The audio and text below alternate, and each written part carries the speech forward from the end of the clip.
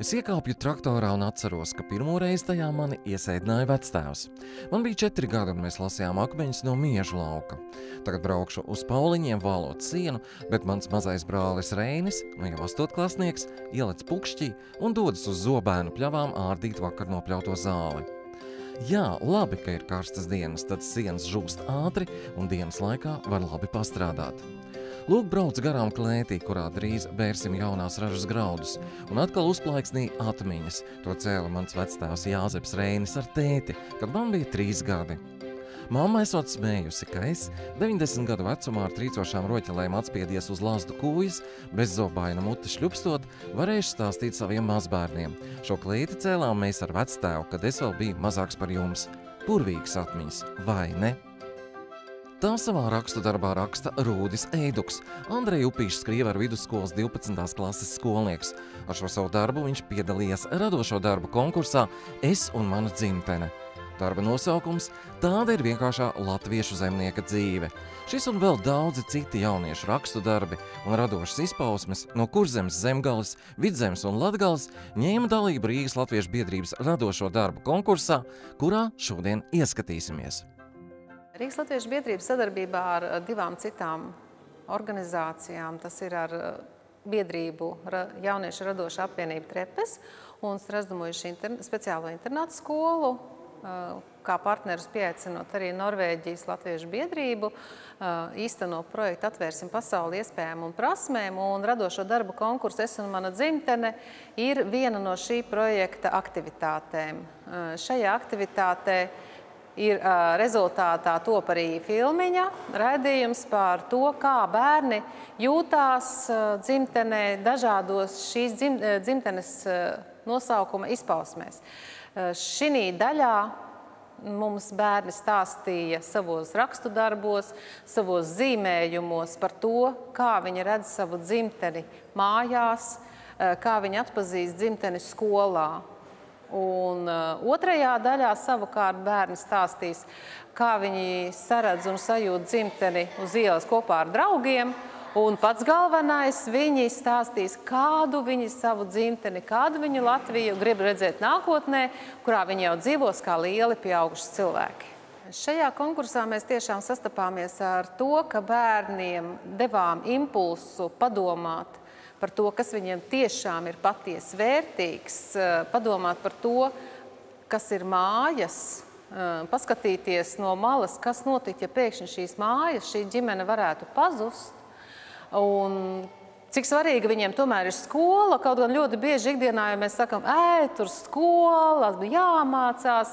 Šeit darbos parādījās tas moments, ka viņi saprata, ka skola tas ir tomēr vieta, kur viņi ir gaidīti, kur viņiem tiek dots daudz zināšanas, draugi, iespēja sevi parādīt, pilnveidot, un es domāju, tas arī ir galvenais mērķis, kas mums bija jāsasniedz un kas mums ir izdevies sasniegt, aicināt jauniešus un bērnus apstāties un padomāt, kas ir dzimtene, kas ir mājas, kas ir katram mums svarīgais.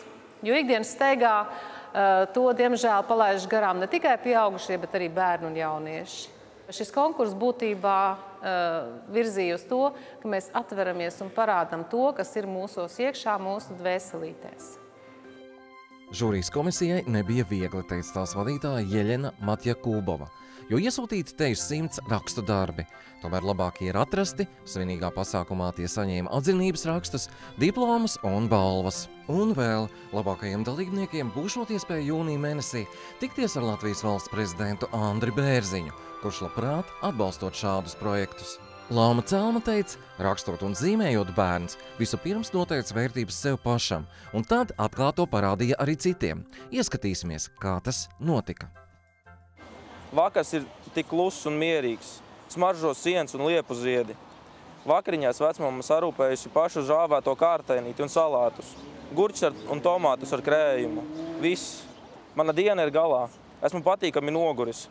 Bet tāda jau ir tā vienkāršā latviešu zemnieka dzīve. Latvijas lauku ģimeņu saimniecībās tā rit nesteidzīgi, rimti un pārdomāti. Rīt būs jauna diena. Tādi pati kā šī, bet tomēr nedaudz citādāka. Man ļoti saista šī manas dzimtas vēsture, un es domāju, ka viņa ir diezgan sarežģīta, jo man vecvecāki ir bijuši izsūtīti uz Sibīriju. Un tieši tāpēc varbūt arī mani pamudināja. Bija tas pamats, lai rakstītu par šo tēmu. Man ļoti patīk rakstīt. Būtībā rakstīšana ir mans brīvā laika pavadīšana. Un šo darbu es rakstīju tā kā atpūšoties, un beigās arī tomēr kaut kas sanāca. Sākot ar pirmo soli līdz mirklim, kad es pati uzsākšu savu dzīvi un sākšu veidot savu ģimeni, manas mīļākās un manas vienīgās mājas vienmēr paliks un būs manas dzimtās mājas, kurās es uzaugu. Un tās ir manā dzimtenē, Latvijā, Piebalgā. Man ir ļoti mīļas manas dzimtas mājas, un es labprāt to izliktu uz papīra. Un galu galā ģimene un mūsu dzimtas mājas ir pamats, uz kura mēs stāvam. Un ja mums tā nav, kas tad vairs mums ir palicis? Mums brīnumu ir pilnas saujas. Taurenis, kas katru gadu pēkšņi izlido no kakta, kopš miris vectētiņš, ir kā paša svēta augstākā klātbūtne. Pūca, kura sēž uz dzimtas mājas jumta, šķiet iemieso vecvecmammas māsas garu, kas pēdējā tur dzīvoja daudzus gadus. Lai nu kurš, bet tante veltīja savu dzīvi mums tik nesautīgi kā neviens. Par šo konkursu es uzzināju no savas latviešu valodas skolotājas Santas Krasovskas. Viņa parasti mums uzdod šādus mājas darbus, lai mēs attīstītu savu radošo domāšanu. Manuprāt, tas ir izdevies arī. Mājas – tā ir vieta, kur es dzīvoju, kur esmu lolots un audzināts. Te es varu atgriezties, lai kādā situācijā būtu nonācis. Zinu, ka mani vienmēr gaida vecāki, brālis, māsa un pat mans mazais suns, kurš reizēm krīt uz nerviem tā, ka maz neliekas. Lai arī dažkārt strīdamies un dusmojamies, tie ir tikai īsi uzplaiksnījumi, jo ikdienā būtiskais ir tas, ka mēs mīlam, cienām, ticam un vienmēr atbalstām cits citu. Kopā ar viņiem gūstu pašapziņu, priekšstats un pārliecību par savas rīcības pareizumu. Vai nav lieliski, ka man ir tāda vieta? Man svarīgākais dzīvē ir ģimene, jo pateicoties ģimenei esmu izaugusi tāda, kādas esmu, un esmu iegūsi daudz īpašības, kurām turpmākajā dzīvē nevar iztikt. Man ir paveicies ar to, ka man ir tik gādīga un mīloša ģimene. Es no visas sirds jūtu līdz tiem bērniem, kuriem nav ģimenes, jo tā tomēr iemāca tik daudz gan vienkāršu, gan sarežģītu un smalku sirdslietu. Viena no galvenajām īpašībām, kur esmu ieguvusi pateicoties ģimenei un kur ir grūti iegūt, ja nedzīvo kopā ar kādu, ir māka sadzīvot ar apkārtējiem un nebūt egoistei. Tas nozīmē prast dalīties it visā un sadarboties tā, lai labi ir visiem un ar ko kopā dzīvoju. Šogad manai skolai aprit 20 gadu. Ir jāatrod laiks ikdienas steigā apstāties un pateikt paldies par visu, ko tā mums devusi. Man gaismas tilts nav tikai mācību iestāde. Tie ir mani prieki, pārdzīvojumi, grāmatu nedēļas, skolas biedri, mīļie skolotāji un pasākumi. Tik daudz piedzīvots 8 gadu laikā. Un es saku, paldies tev, mana skola. Esmu no privātās pamatskolas Gaismas tilts 97. Un šogad manai skolai aprit 20 gadi, un tieši tas mudināja mani uzrakstīt šo darbu, jo es daudz domāju par to, ko man ir devusi šī skola un ko es esmu ieguvusi. Mācoties šajā skolā ne tikai mācību ziņā, bet arī attiecībās ar cilvēkiem, ar skolotājiem. Skola, kas gaisma, skola, kas tilts. Vai varat iedomāties, ka drīz es būšu šai skolai piederīgi jau 7 gadus? Tas ir vairāk par pusi no mana mūža. Šis ir gluži kā manas otrās mājas. Tieši tāpēc Gaismas tilts 97 ir īpašs. Tas ir kaut kas vairāk par mācību iestādi. Tas patiešām ir tilts, kas šoreiz saviņo 9 salas. Un katrā no tām ne tikai liek iemācīties formulas, definīcijas, gramatiku, bet arī māca arvien vairāk saprast līdz galam nesaprasto dzīvi. Es varu pateikties paldies manai skolotājai, kura mani ierosināja un iedvesmoja rakstīt šo konkursu. Un mani skolotāji un varbūt vecākiem, kas man nedaudz atbalstīja. Pēc tautības es esmu krieviete, bet Latvija ir mana dzimtene, un es tieši domāju, ka ir jāmīl savu dzimteni, un tā ir mana ģimene arī. Latvija ir mana ģimene. Es mācos krievu plūsmā, tomēr man nebija nekāda problēma uzrakstīt sacerējumu, jo man tas patīk. Es uzskatu, ka mana māja ir arī mana valsts, mana Latvija. Tā kā nākamajā gadā pabeigšu skolu, man būs izvēle palikt mācīties dzimtenē vai turpināt mācības ārzemēs. Jebkurā gadījumā un lēmumā es zinu, ka Latvijā mani vienmēr gaidīs. Es varēšu atgriezties dzimtenē, bet ģimene vienmēr mani atbalstīs. Tāpēc es varu nosaukt Latviju par savu māju un ģimeni. Manā dzīvē svarīgākās vērtības ir ģimene, kārtīgs darbs, kurš var ģimeni nodrošināt. Un tieši tāpēc es arī izvēlējos rakstīt par ģimeni, jo, manuprāt, ģimene ir tas, kas mums dod jēgu dzīvei, un bez ģimenes mums nav nekas cits svarīgāks. Pirms izgāju kāpņu telpā, es cieši apskāvu savus vecākus un teicu to, ko biju nolēmusi maksimāli bieži atgādināt un atkārtot mātei un tēvam. Pēc apskāviena es ar smaidu un vieglumu teicu: mīļie, es jūs ļoti, ļoti mīlu. Atzinības rakstu un spēcbalvu saņēma arī Skaidrīte Stērste no Priekuļu tehnikuma. Es rakstīju sacerējumu par es un mana ģimene, manas mājas. Tajā es atspoguļoju savu problēmu, kāda man nelaime bija notikusi ģimenē, savas izjūtas un ko es vēlētos, lai kas man notiktu. Labs. Bet cik vajadzīgi un nozīmīgi ir šādi konkursi jauniešiem? Vērtība ir tāda, ka viņi var jaunieši parādīt, kādas viņam ir problēmas, izrādīt sevi, un cilvēki nāks viņiem vairāk pretī un palīdzēs, lai viņi nebūtu vieni paši šajā sabiedrībā, jo tā var apzināties to, ka citiem arī notikušas ir nelaimes. Man prioritāte pabeigt skolu, augstskolu, iestāties augstskolā un arī varbūt saistīt savu dzīvi ar rakstīšanu, jo man tas ļoti patīk. Konkursam bija iesniegti arī vairāk kā 30 zīmējumi, melnbalti, krāsaini, dažādās tehnikās. Arī šeit izšķiršanās nebija viegla žūrijai, lai atrastu interesantākos un labākos.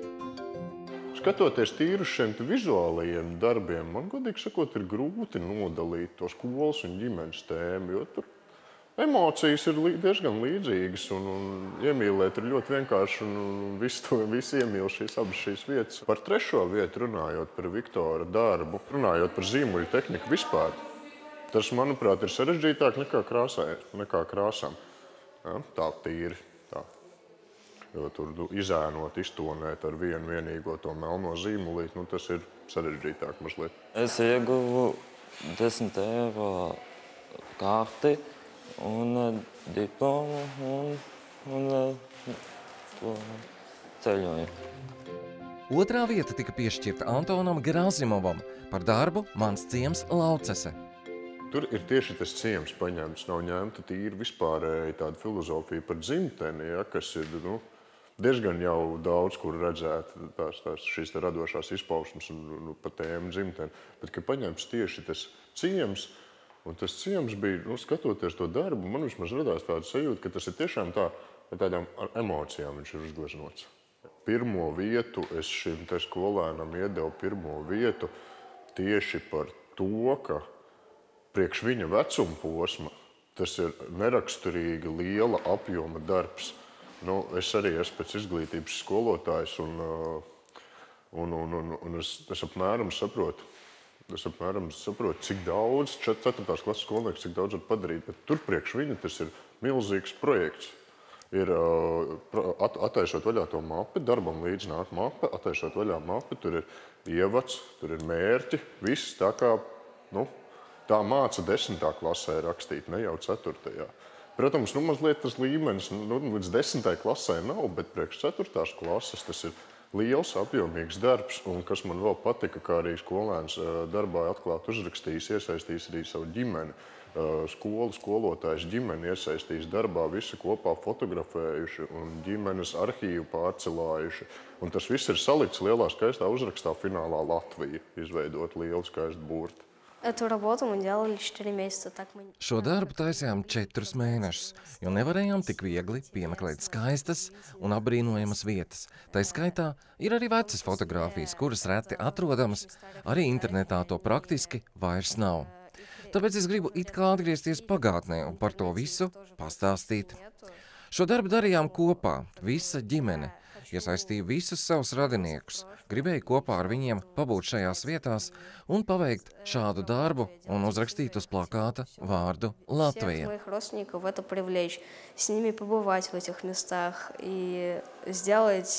такую работу и написать на плакате «Латвия». Jevgenijam īpaši iepatikusies vieta pie lielā Lauču akmens.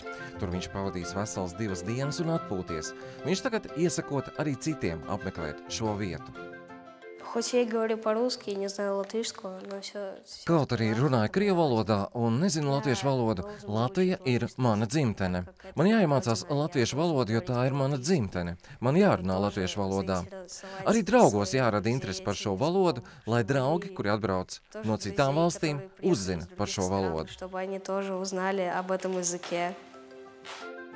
Pirmā konkursa daļa laimīgi finišējusi, taču atgādinam, ka tas nebūtu vēl nav viss.